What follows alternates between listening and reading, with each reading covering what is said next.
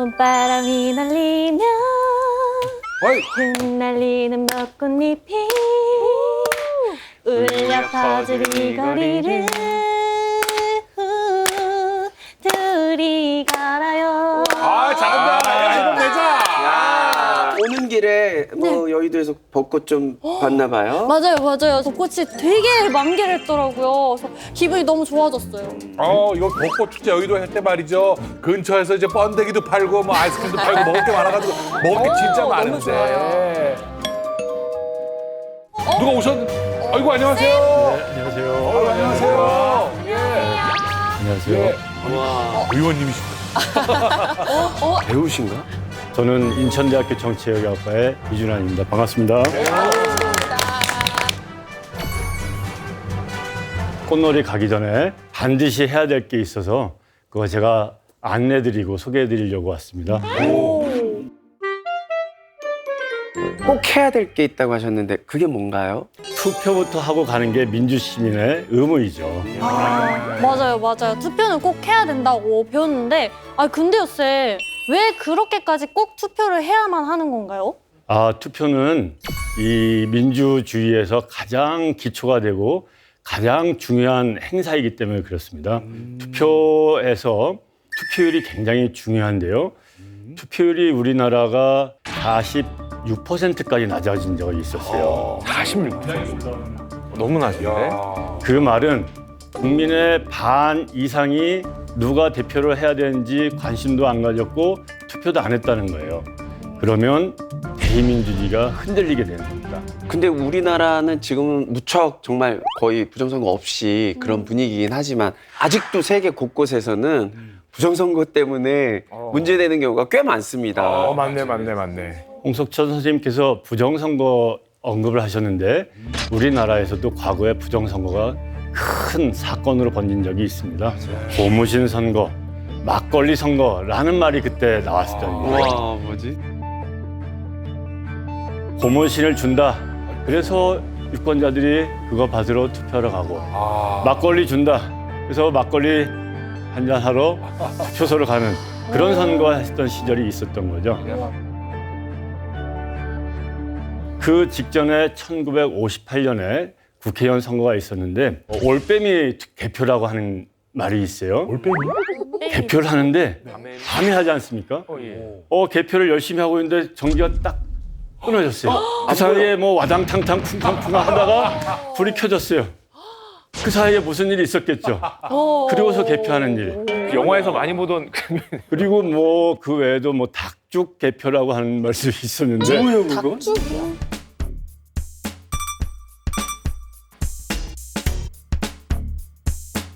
와, 그게 그런 일이 있었다고? 아이디어가 와, 그런데 1960년도부터 중앙선거관리위원회가 헌법기관으로 독립돼서 선거를 공명하고 깨끗하게 관리하면서 그런 일들은 역사의 뒤안길로 흘러갔습니다. 그렇군요. 그래서 한번 말이 나온 김에 우리가 선거와 개표에 대해서 투표에 관한 정말 궁금한 것들을 좀 여쭤보는 시간을 가져보면 어떨까 합니다. 네. 저요. 저 질문하고 싶었던 게 있었는데, 투표 관리라는 게 있잖아요. 근데 그거는 누가 어떻게 하는 건지, 몇 명이서 하는 건지 궁금했거든요. 중요한 질문인데요. 공직선거법에 보면은 투표소마다 딱 한 사람씩 총 책임자로 관리를 하는 게 투표관리관이고, 투표 사무원이란 공무원이나 교직원이나 임명을 해서 투표를 하는 광경을 관리를 하는 거죠. 그래서 14,259개의 투표소마다 적어도 10명 이상의 실로 어마어마한 인력이 관리 인원으로 오늘 봉사하고 있는 거죠. 근데 쌤, 우리가 흔히 음모론 제기할 때 가장 많이 제기하는 게 아까 투표 넣은 통 있잖아요, 함. 이거 바꿔치기 했다. 통째로? 이거 통째로 바꿔치기 했다. 뭐 이런 음모론이 많았거든요. 이런 건 현실적으로 가능합니까? 투표함 바꿔치기 아주 불가능합니다. 투표소에서 투표가 다 끝나면 그 투표함을 다 밀봉을 해요. 자물쇠로 채우고 그리고 관련자들이 서명을 다 해요. 그런데 그 과정을 그 각 정당이 추천한 참관인들이 지켜보고 서 있어요. 하나라도 오류가 생기면은 그 그 다음 절차를 못 넘어가는 거죠. 개표소에 도착하면 또 개표 참관인이 또 따라와요. 개표하는 과정에서 감시하라고 정당이 추천한 사람들이에요. 그러니까 정당이라는 것도 한 정당에서 하는 것이 아니라 다양한 정당에서 복수의 정당에서 함께 보는 건가요, 그러면? 그렇죠. 이 당에서도 추천한 사람, 저 당에서도 추천한 사람, 또 거기에 언론인들도 아, 또 보고 있으니까 그렇죠. 한국의 투표 개표는 정말로 빈틈없이 진행되고 있다고 해도 과언이 아닙니다. 어우, 그냥 귀찮아. 저렇게까지 해. 이런 생각도 들 정도인데. 근데 또 우리가 그 투표 말고 사전 투표에 대한 얘기도 좀 많이 얘기가 있거든요. 혹시 며칠 전에 하고 당일날 쓱 모자 쓰고 가서 안녕하세요. 이렇게 한 다음에 쓱 가서 좀 받아가지고 한 번 더 하거나 이런 일이 있을 수 있거나 그런 뭐 이상하게 되진 않을까요? 신분증을 어떻게 해서 변장을 해서 네. 다시 투표한다. 이거는 뭐 맥가이버니 투명 인간도 하기가 어려울 거라고 저는 봅니다. 종합적으로 통합 선거인 명부라고 하는 시스템에 의해서 관리를 해요. 사전 투표를 했으면은 그 선거일 오늘 투표 명부에 이미 투표를 했다고 표시가 돼 있고. 아니 근데 그 사전투표 통합 선거인 명부가 누군가에게 해킹당하는 경우는 없을까요? 뭐 영화 보니까 뭐 별의별 경우가 다 있어가지고. 정말 중요한 질문이고 굉장히 많은 의문을 품는 대표적인 질문인데요. 해킹이 되려면 인터넷 라인 망을 따고 들어가야지 해킹이 되지 않습니까? 그들이 사용하는 인터넷 망하고 선거의 투표와 개표를 관리하는 망하고 분리가 돼 있어요. 아, 접속이 안 되는군요. 그렇죠. 망을 분리해놨어요. 그래서 보안을 더 강화하고 망을 더 분리하는 것에 강화를 하는 그런 노력을 했기 때문에 편하게 개표 과정을 유권자 여러분 지켜봐도 전혀 문제가 없을 겁니다. 선생님, 그러면 혹시 저희가 사전 투표했던 투표함들은 어디에 보관이 되고 있는 건가요? 투표소에서 시, 군구 선거관리위원회 사무실의 한쪽에 한 공간에 완전히 밀폐돼서 보관이 되고 그 방에는 CCTV가 달려 있어요. 그래서 야, 이거 제대로 되고 있는지 보고 싶다라고 하면은 시도의 선거관리위원회에 가서 나 그것 좀 보게 해달라고 하면은 나도 가서 볼 수 있고 우와. 홍석천 선생님도 가서 말만 하면은 보세요 열어주게 돼 있다고 하니 누구나. 이번부터 아, 이번부터. 오. 이번부터 사전에 뭐 협조나 인증 없이 가서 하게 돼 있는 상황입니다. 아, 그런데 쌤, 저 또 궁금한 게 있는데 개표를 누가 하는 건지 궁금해요. 그리고 CCTV를 볼 수 있다처럼 개표하는 것도 네. 저희 같은 일반 국민들도 다 볼 수 있는 건지 그것도 궁금해요. 네, 공직선거법에 보면은 개표 사무원이라고 하는 걸 또 임명하게 돼 있고 또 개표 참관인 아까 말씀드렸죠? 개표 참관인도 있습니다. 돈 받습니까? 알바비. 중요하죠, 오, 중요하죠. 진짜요? 투표 개표 사무원에 대해서 밀당이 돼 있고 나도 개표할래. 개표하는 과정에도 개표가 제대로 되고 있는지 보고 싶다라고 하는 유권자가 있다면 선관위 사무실에 이런 것을 하겠다라고 해서 신고가 돼 있으면 갈 수 있다는 얘기죠. 근데 쌤, 그 투표를 잘 하고 왔어요. 근데도 뭔가 찜찜한 순간들이 있습니다. 그게 어떤 때냐, 대표적으로 이 도장을 이 동그랗게 이렇게 찍었는데 약간 반만 나왔든가 뭔가 확실하게 안 찍힌 거야. 불안해, 불안해.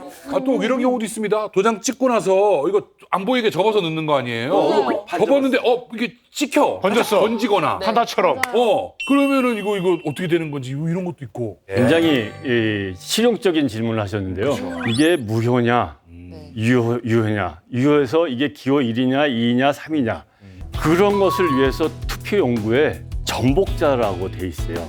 그리고 기표칸이 있지 않습니까? 네. 거기에 몇 개를 찍었어도 부분적으로 찍혔어도 그 칸을 벗어나지 않았으면 그거는 무효표가 아니고 또 그 외의 것으로 손으로 썼거나 뭐 다른 펜으로 했을 경우에는 유효표로 간주를 하지 않습니다.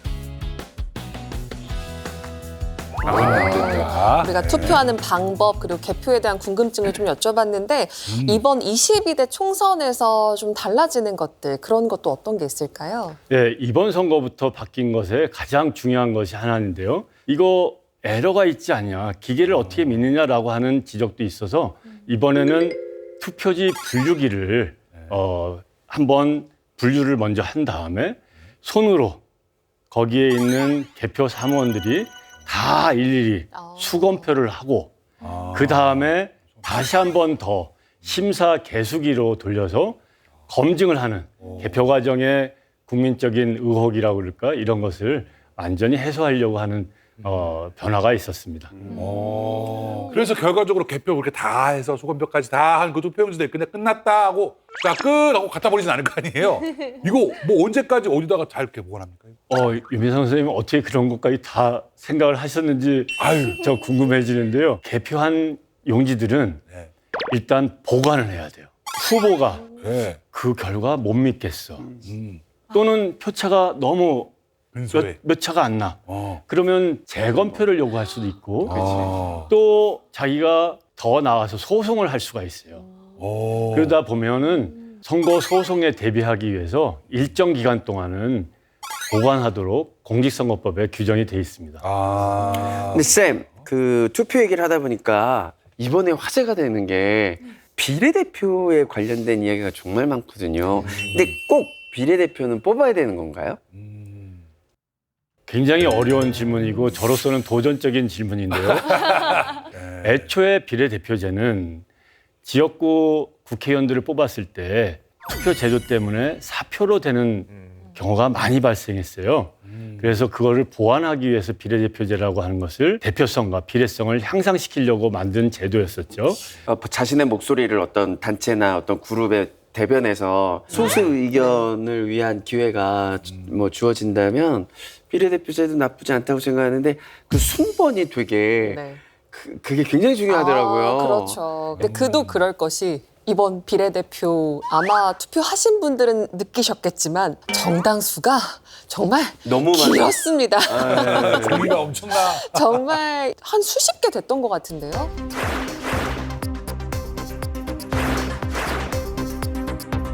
아니요, 뉴스에서 보니까 투표용지가 야구 배트보다 길다고. 뭔가 1m 넘을 수도 있다 이런 얘기까지 나왔었잖아요. 50개가 넘으면 쌤 진짜 여기 제가 지전 당 찾다가 헷갈릴 것 같은데.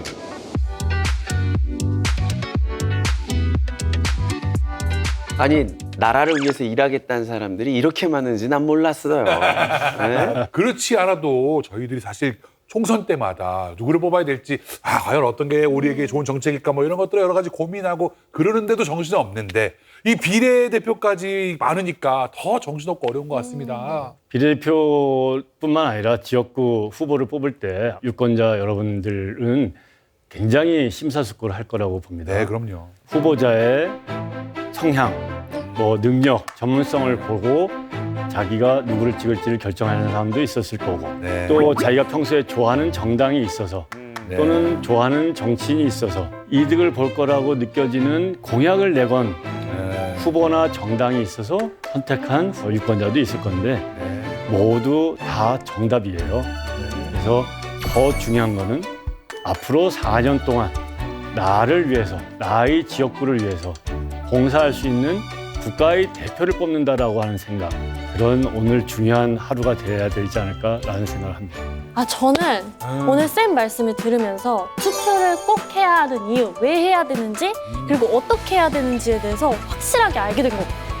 나도 그렇게 잘 알게 됐는데 빨리 투표하고 네. 꽃놀이 가고 그리고 또 할 일이 있죠. 네. 네, 그렇습니다. 투표한 다음에 근처에 있는 맛집을 가야 되니까 네. 투표한 다음에 맛있는 거 먹으러 가도 괜찮아요. 너무 투표 회식 괜찮네요. 그렇죠? 투표 회식. 투표하고 맛있는 거 외식 먹으러. 와, 저는 투표 누구 할지 고민을 하느라 이렇게 참여할 수 있을지 모르겠는데 뭐 그래도 뭐 잽싸게 한 다음에 다 같이 맛있는 거 먹으러 가겠습니다. 쌤 오늘 정말 선거에 참여할 수 있는 좋은 기회와 지식을 주셔서 너무너무 감사드립니다. 박수 한번 보내드릴까요? 네, 오늘 22대 국회의원 선거를 맞아서 선거와 투표에 관한 궁금증을 속 시원하게 풀어보는 시간 가져봤습니다. 이준환 쌤과 함께했습니다. 고맙습니다. 감사합니다.